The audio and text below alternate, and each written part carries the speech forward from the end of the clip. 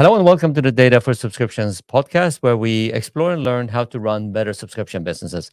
I'm your host, Berat Bonyan, and I have the immense pleasure of welcoming Eric Josephson, CEO of Our Evolution, to the show. Great to be here. Welcome, Eric. Okay, so today we're going to talk about digital disruption and how it shapes natural capital. Just some practicalities for everybody joining in live. Please add your comments and questions in the comments field, and we'll try to pick them up. And then an extra additional kind of comment from us today. We have the privilege of having Eric's kids with us in the production room. The future. The future is here with us today. And we'll see if they join us during the show or if it's only me and you. Yeah. Cool. All right. With that said, let's jump into the topic. So a few years ago when we were working together, Eric, we were all about smart manufacturing, connecting robots in the manufacturing workshops. Today, you've moved on, and now we're talking about connecting sharks, connecting to trees and forestry and so on. My question to you is, what led you to Our Evolution and Hexagon? It was a great journey throughout the world. We have been working at Ericsson, the most international company in Sweden, right? 180 countries, and getting the pleasure to be in Southeast Asia, in the US, building businesses, and in what I call it, cutting cables, enabling 5G communication. And that's where I got the pleasure to get to know you, Bedad, in that journey. And we started Connect Robots with ABB and a lot of other things. And some of the products that was out there are Hexagon equipment in nearly every factory that I stepped into. In SKF, in Ericsson, where we produce the radio base stations. And actually, every iPhone that has been produced is touching Hexagon sensors and quality inspection software. So you get to know Hexagon through my job at Ericsson, where we worked together. Yeah. And the fall of 2020, the CEO for Hexagon called and said, Eric, it's time to stop cutting cables and enabling 5G and do something even greater, and that is to save the planet. So let's put all the technology that we have in Hexagon with partners and create a new business that we call Our Evolution. So it's an evolution and a revolution at the same time.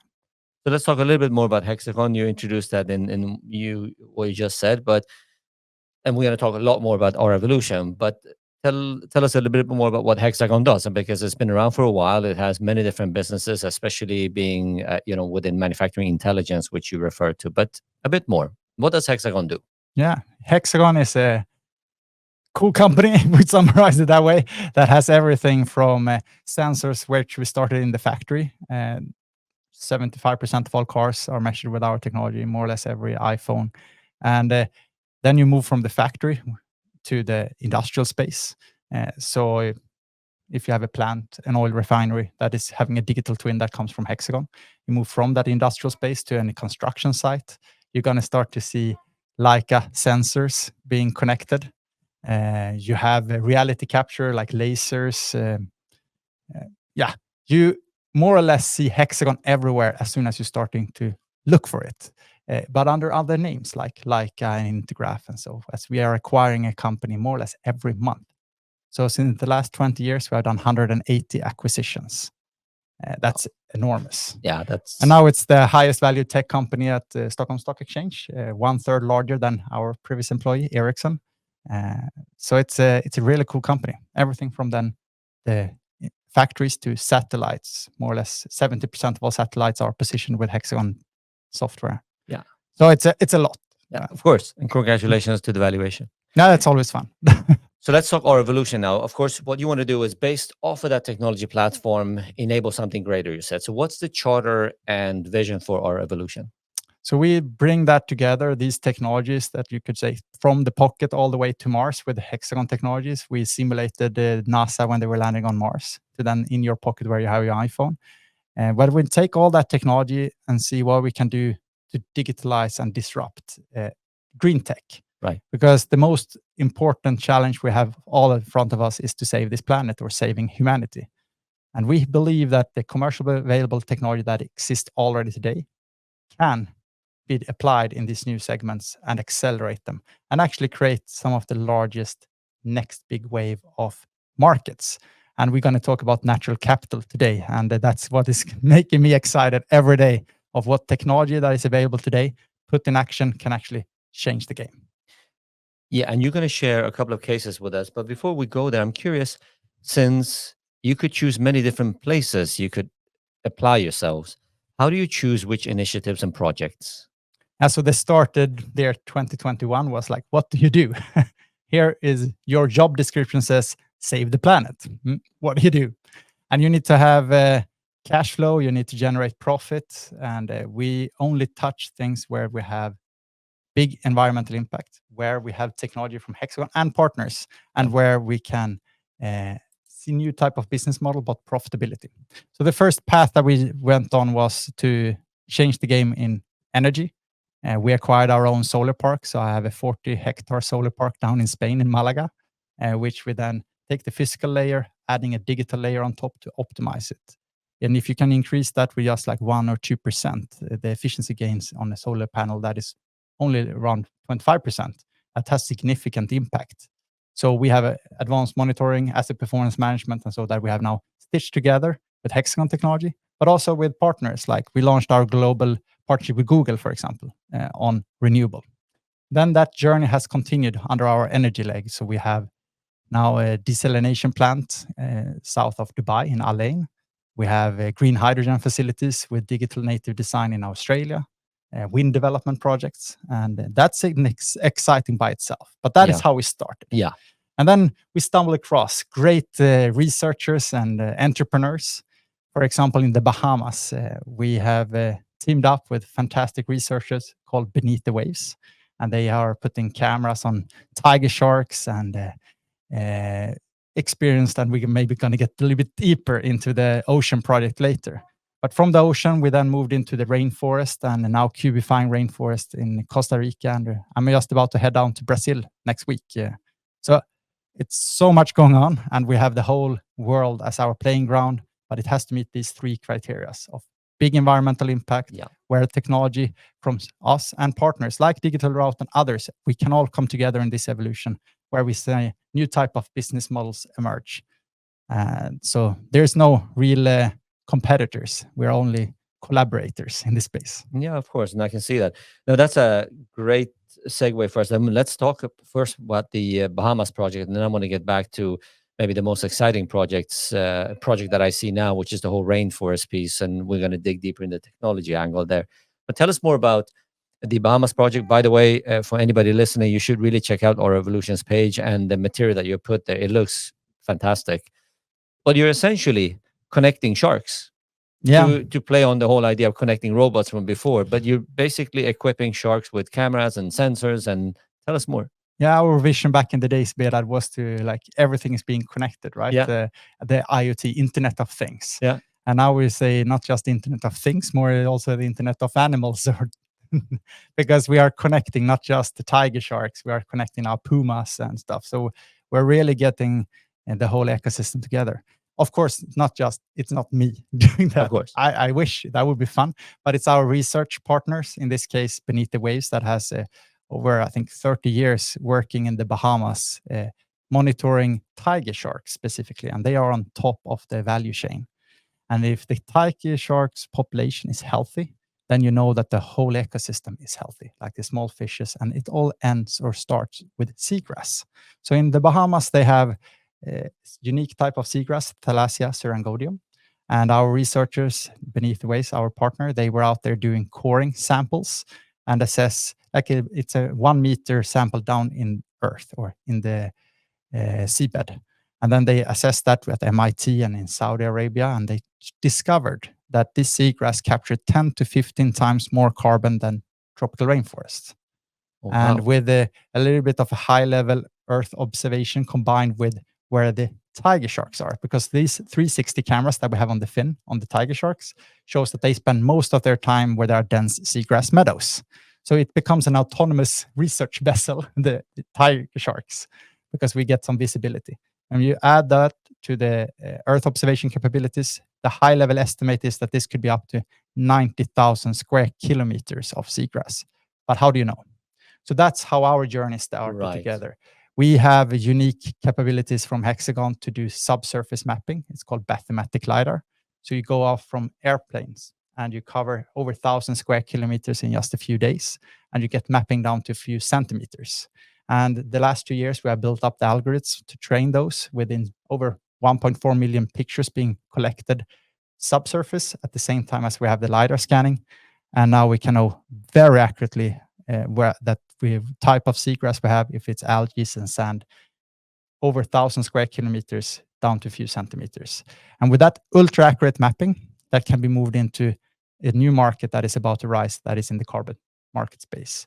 And there, then they start to be traded as the world's first blue carbon credits. So here, people thought it had no value. Now, with the help of technology, visualization, and measurement, we are generating value to this asset. So truly exciting. And this is a long-term contract that we have together with Beneath the Waves and Carbon Management Limited and the team in the Bahamas. What I have to say, it's really, really inspiring, is we often talk about new business models, but without necessarily downplaying some of the other business models we discuss, seldom are they, in the same sense, revolutionary, because the way that you painted the entire chain, which is of course very complex, it's amazing how you take something like that and you turn it into an actual, probably a fairly healthy business in the future. But I'm really eager to jump into the technology piece of this, but I'm going to hold myself because I want you to talk about the forest initiative as well. But it's worth mentioning the amount of data you guys are capturing when you just talk through every one of these aspects of every source of data, every imagery that you talk about, how it needs to go to some form of a platform, being analyzed, then turned into some form of dashboard visualization or whatever it might be. So we want to come back to this because this is quite complicated stuff you guys are doing. Highly complicated, but that's also why there are just a few players in the whole planet that can do it. Let's talk about the forest initiative that you have. Yeah, so we went through that journey, you could say, on the energy side. We continue to do that. We digitalize and disrupting energy. We are now in the ocean space. And we felt like if we can do the toughest case possible, because our oceans are becoming trash cans, because you don't really see what's happening subsurface. And now we map from nearly the maximum down to 50 meters depth, and we can see what's going on. But why haven't got further ahead where we have the biodiversity hotspots that is actually terrestrial today? I started to be a little bit irritated on that personally, because we only have 4% left of the wilderness. And for every person, every building that we do that enters this planet, we are pushing out nature. And of course, yes, carbon is important, but we somehow have missed one other part of the equation, which is biodiversity. So again, we will use the technology from Hexagon and partners and introduce what we call the triangle of trust, where we have high accuracy measurement with the help of Earth observation, which means low orbit satellites, combined with Earth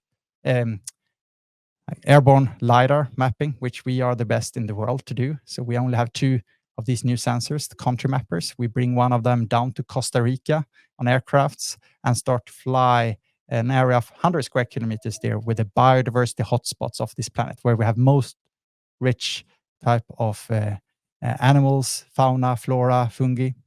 And we started to assess it from an aircraft perspective and LiDAR. And then we have in situ data being gathered with the acoustics. You hear with type of frogs it is there, camera traps, and then similar as it is in the ocean space. Instead of coring, which we'd sent to MIT and Saudi, we now have startups and partners with eDNA of the soil. So now we moved all the way from wide area down to very, very specific assessments on the ground. And with a partner in this case, it is the University of Vienna and La Gamba Tropical Station. That is our core research partner that has been there over 30 years. So they know the space very well. But with the help of our technology and our partners' technology, we give visibility, transparency, and that leads to trust and therefore also a bankable asset that can generate new business models. You talk about green cubes. Yeah. Explain what are the specific cubes. Of course, I've read up on it myself, but... So similar as any type of market, you need to have a unit for it. Yeah. And one of the reasons why we believe that biodiversity hasn't reached that far yet is because we do speak so many different languages around it. So sometimes we say that this is that type of species, that other type of species, and then we are creating enormous complexity. And why industries and the corporate market and the financial market can now absorb carbon is because it's a unit. Right. So can we create a unit also for biodiversity? And something that people easily can understand. And a result of that, as we are moving multidimensional, not just 2D, which you get from a satellite, we go fully multidimensional. We start with 3D. And that means cubifying the rainforest in cubic meters. So if everyone can go in and actually start to sponsor these biodiversity hotspots of the planet in cubic meters with a price that range between 5 to 10 cents, that means like 1 krona here in Sweden. That is sounds, and it is very cheap. But if you look at that full volume, then you will outbeat palm oil and agriculture, which is the alternative for the local farmers. They would opt and start to cut down this forest because there's zero value for it as to conserve it. Yeah. So with this type of way, we can fly over where there are today 2 national parks, for example, and it's a biodiversity corridor in between, but it's commercial forests. And we can then give an option to the forest owners to opt into green cubes, and with that conserve the area and get an annual income that support both the farmers, support the researchers, and the whole technology stacks and the whole ecosystem. So that's a way, long answer on your question. What is a cube? A cube is multidimensional, and it's a way to introduce a sponsorship model for the forest. Quite the contrary. I think I'm happy that you go so deep in a sense, because I know that on more of a world political agenda, there's been a discussion forever that should we not pay or send aid to countries with, for example, forestation that we want to protect. And it never really flies because on the political level, it gets stuck and we just don't do it. And in the meantime, we lose biodiversity, as you're saying. But what you essentially have done, you've created a marketplace. And you've created a way for us to commercialize, but sometimes commercialize means something bad, unfortunately. We mean that we're destroying something for profit. But in this case, you've commercialized an ability to save forest and biodiversity. Let's talk a little bit more about the business model here, because I find this really fascinating. How did you arrive at the price point of 5 to 10 cents? So is that something that you felt is a good starting point? In this case, it's a sponsorship model that we're looking at. And you have to price it in a way to simplify it for anyone to opt into it, so that a hotel chain or whatever can actually absorb it. And we benchmark it what you actually get from palm oil. And it has to be much stronger than that for a forest owner. It's simple, right? What is the alternative for a forest owner? How do we make it better for him to do, or her to do green cubes instead? It's a classic competitive pricing, if you will. Cost plus type of model. No, it's not. Classic. But it's a pure competitive. Yeah, it's a competitive pricing, and I think it's a good place to start. But let's talk a little bit more, because I know that you've started to reach out to hotel chains, for example, and do this to really apply this as model. Can you talk a little bit more about that?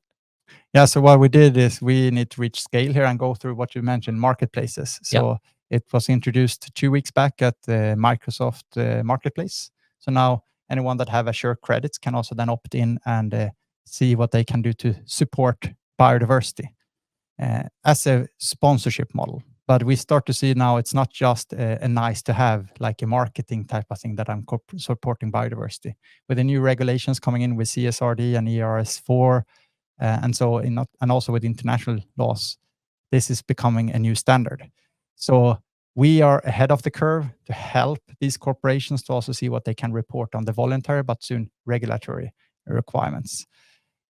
Now I jumped into regulations. What was your question? No, it's relevant because we're talking about how we can commercialize this for, if you will, for both the planet, for people, and profit, as we used to talk about the 3 Ps before. And you were saying that, yes, you launched now Microsoft Marketplace, and everybody with the Azure credits can now actually chime in. But let's talk a little bit more about this. So how would, if you look ahead the next 12 months or so, how could the commercialization of this take place? What is your thinking and plan? Yeah, so for green cubes, this is super exciting. We see an enormous response in the market to this because we're simplifying, but helping with ultra accurate mapping that is in-house and with our partners like Microsoft and many others that is now part of this journey, where there has been multiple layers in between before of verifiers. Yeah. Now we're jumping from the forest owner all the way to you as the end user and you get full transparency and trust. You can go in and see the full experience, what's going on in the forest, and you can see which type of cubes that you actually have been part of sponsoring. So I think this is just super revolutionary, the way that we are using commercially built tech and visualizing it and presenting it in a new way. But to your question, like, what is it going, right? Yeah. So the first phase is the sponsorship. There we have a new, like a boutique hotel that is super cool, Paternoster.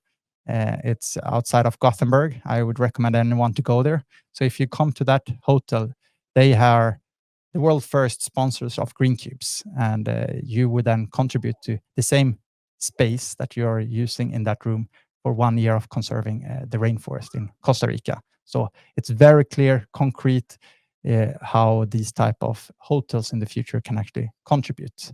And that is just one example in the hospitality business, and there will be a lot more. One industry that moved even faster now, and that's why we're going down to Brazil, is the mining industry. Yeah. Because they have been suffering for a long time to not have enough accurate measurement of biodiversity.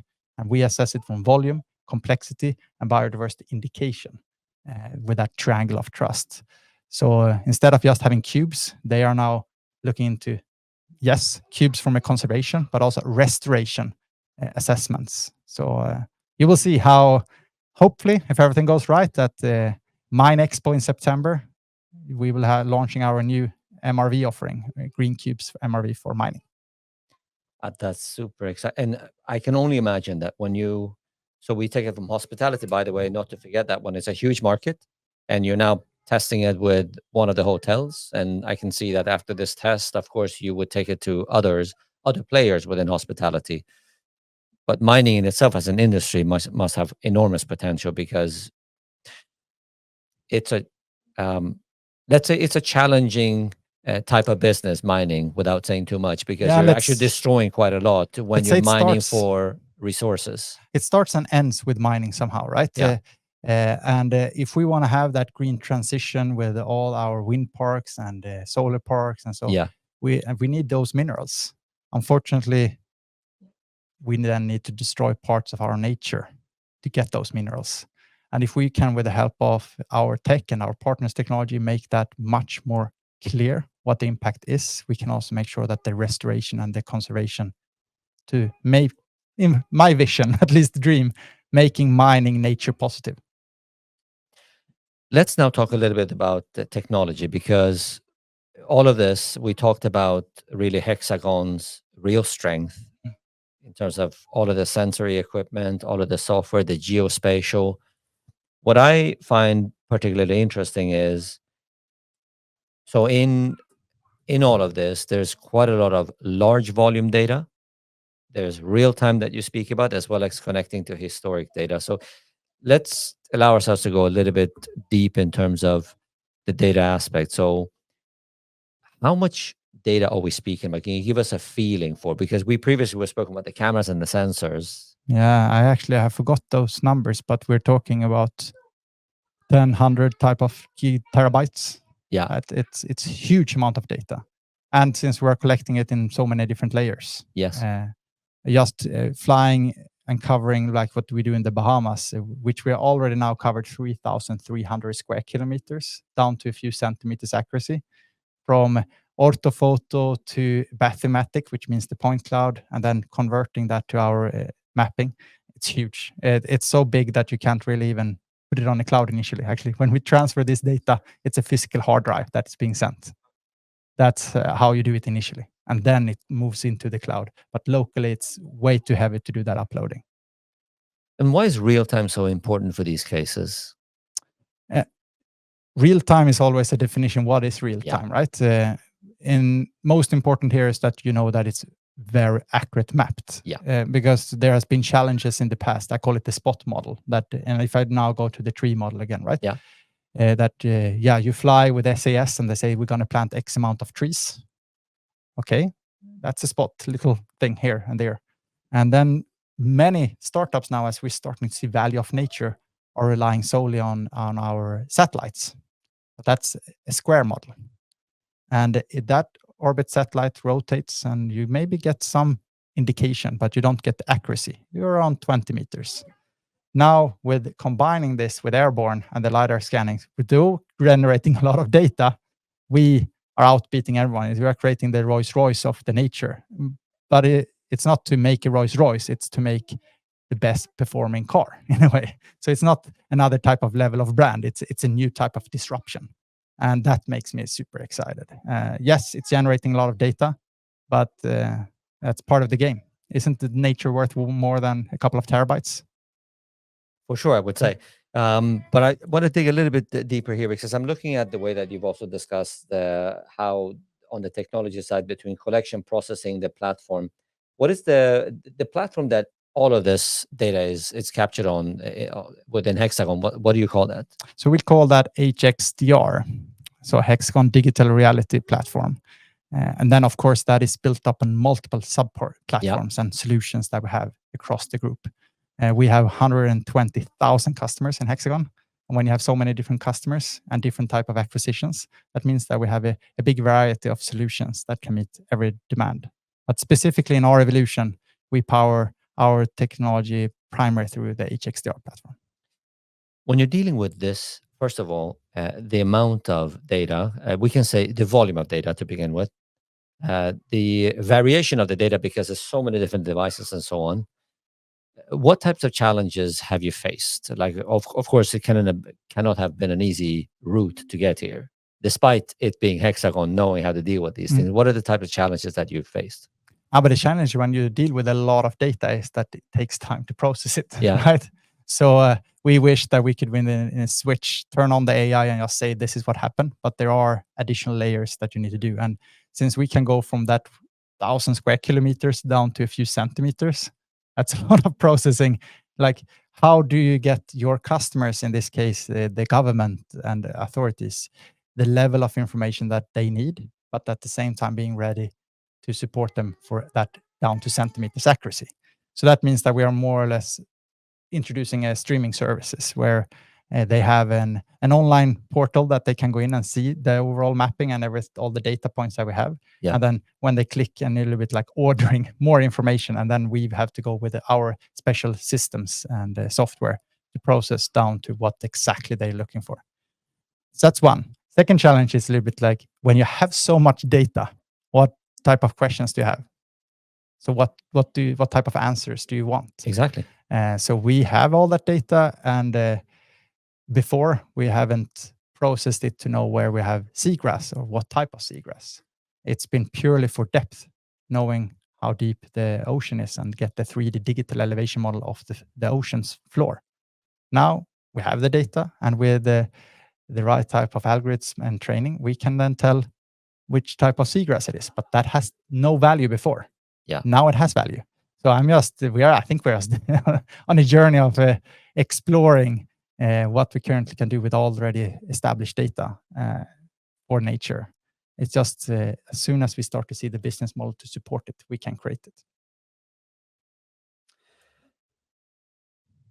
So with all of this now in place, if you think about, let's look ahead. We spoke a few minutes ago about where do you think from the green cubes, where you think they could be in the 12 months. But for all of the different initiatives that you have ongoing, where do you think you will be within the 18 to 24 months window, also with the previous use cases? And I'm particularly interested in the business model and commercialization of it, because I think what you've started with, the actual use cases, the technology platform that's backing it up, granted the challenges you spoke about, but that seems to be more or less in place. It seems to me that now you've reached a place where you are testing and piloting the commercial viability of these.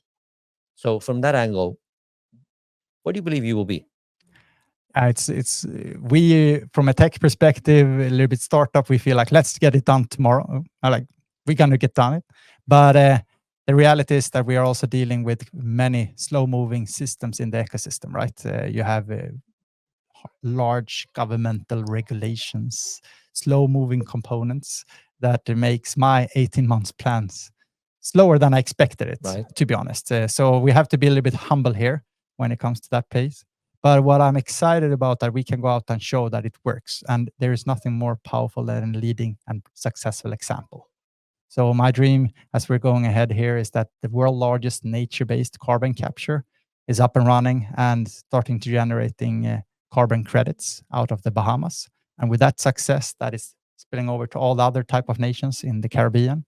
And we will see activations in Indonesia, in Australia. This is happening. So that's from an ocean perspective. On the forest side, we see the same thing. Here we can run a little bit faster because we decided to go the sponsorship route instead of relying on a lot of verification. Here we have that activated in Costa Rica. You're going to see it activate in Brazil. You're going to see it activate in Southeast Asia. With that new MRV opportunity, we will have that activated in new type of industries that is forced already today to meet that demand from a regulatory perspective. And then on the energy side, I'm excited about what's going to go on in desalination. We all need clean water, and we launched our partnership with the Desalinator, a Dutch startup in this space. And we are providing the digital desalination. That's going to be big. Everywhere we have these challenges of clean water.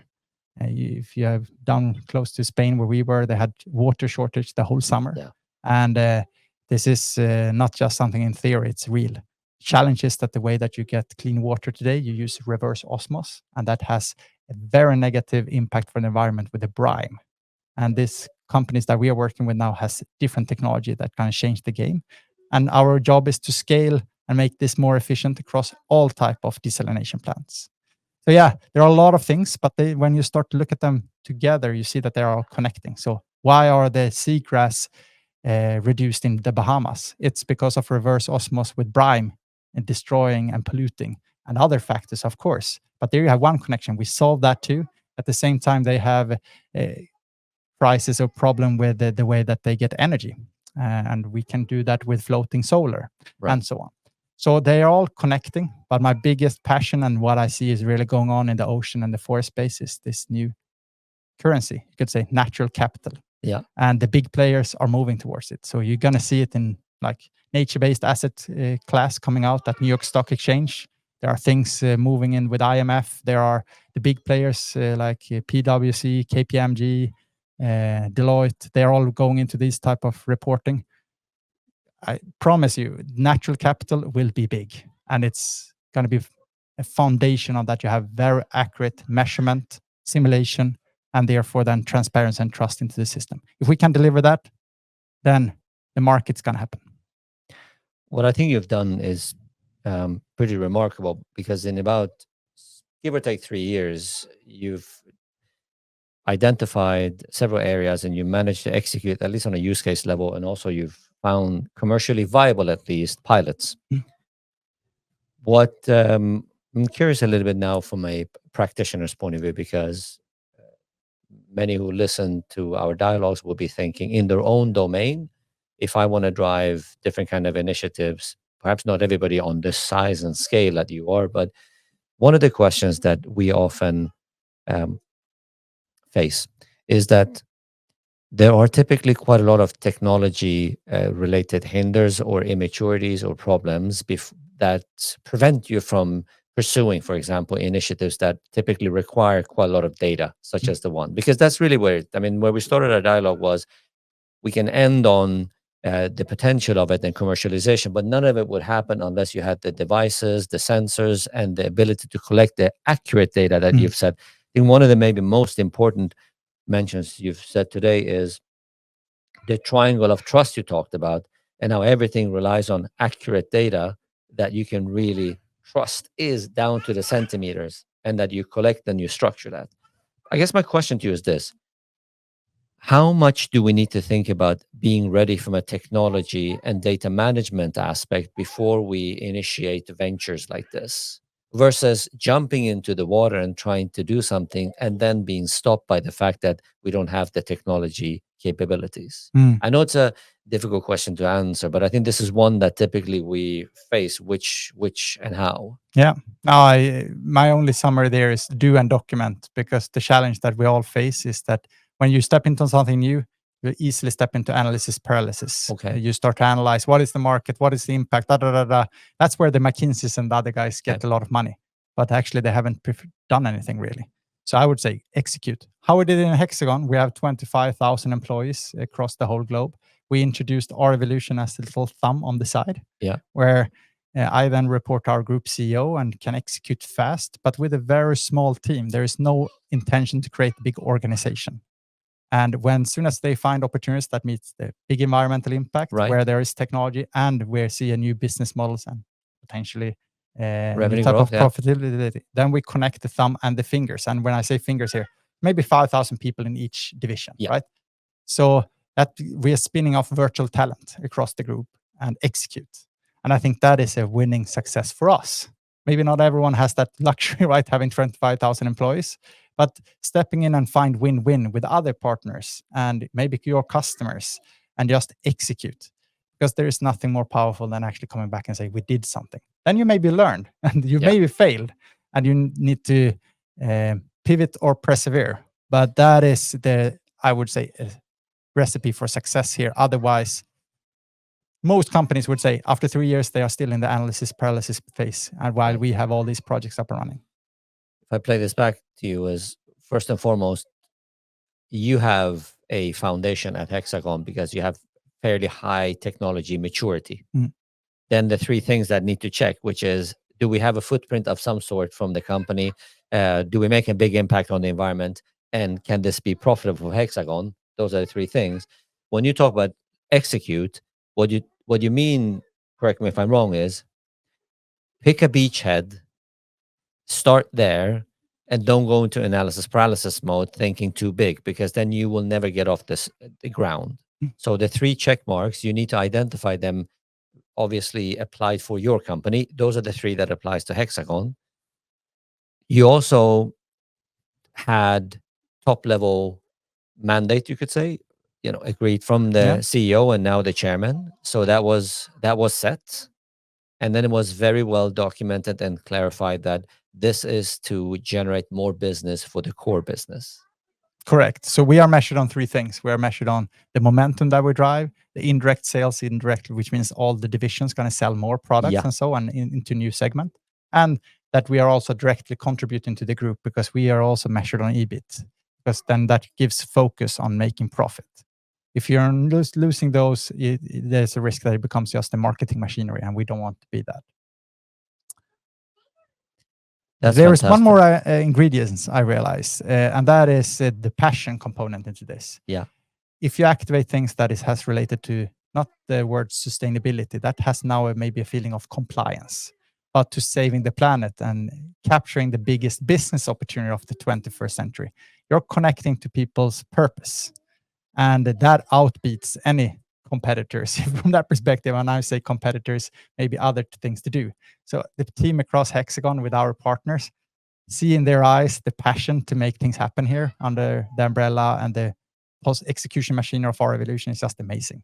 Like, they go crazy, and it's awesome to see with our partners in Hexagon and the whole tech suite. We have now, Google, Microsoft, Amazon, all running on this. Isn't that amazing as a little startup in a fairly unknown Swedish company? With the highest technology evaluation. Yeah, so now you know it. Now we know. I think that's a great point to end on. Eric, thank you so much for being here today. Really appreciate it. Great to be here. Thank you, Vera.